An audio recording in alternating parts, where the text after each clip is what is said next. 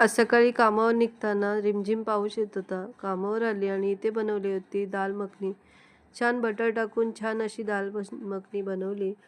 दूध गरम केला, चहा ठेवली, बेसनचे चिले बनवले नाश्त्याला, पडवल बटाट्याची भाजी बनवली, राईस बनवला, चपात्या बनवल्या, सगळे डबे पॅक केले.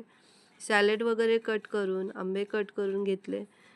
अद्रक वगैरे किसून सगळं जेवण झाकून मी निघाली आणि निघतानाही थोडं-थोडं पाऊस होता आणि मला मंदिरात निघायचं होतं. खूप दिवसापासून आम्ही गेलो नव्हतो.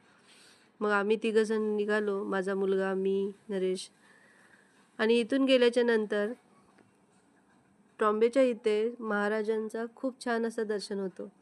ट्रॉम्बेला पोचलो आणि तिथून मग आम्ही आमच्या देवीच्या इथे गेलो. देवीच्या इथे आल्यावर माहिती पडलं की इथे थोडंसं काम चालू आहे देवीच्या मंदिराचं. थोडा वेळ बसलो, पूजा वगैरे केली आणि आम्ही निघालो होतो महादेवांच्या दर्शनाला. तिथेच हे आहे आणि इथे आल्याच्यानंतर खूप छान असं वाटतं.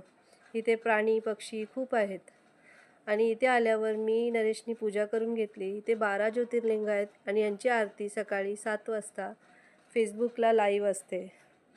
आणि आर्याला पक्ष्यांशी खेळायला खूप आवडतो. तो तर इथे येऊन खूप खुश होतो. त्याच्यासाठी काहीतरी नवीन. आणि आज इथे मंकी पण आले होते. इथे छोटे-छोटे मंकी होते, त्यांचे बेबीज होते. निघताना आम्ही बघत होतो, थोडा वेळ थांबलो आणि इथे बदकसुद्धा होते. आर्या खूप खुश झाला.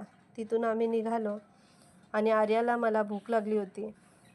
ऑर्डर केला डोसा खाऊन मग आम्ही निघालो. आर्याची मस्ती चालू होती.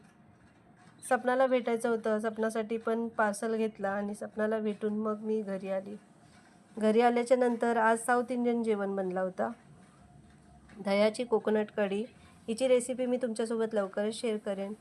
पपईची साधी अशी भाजी बनवली, राईस बनवला, थोडीशी भजी तळून घेतली, भाजी खूप कमी झालेली आणि पापड तळून छान असं जेवण करून भेटूया नवीन व्हिडिओमध्ये. बाय.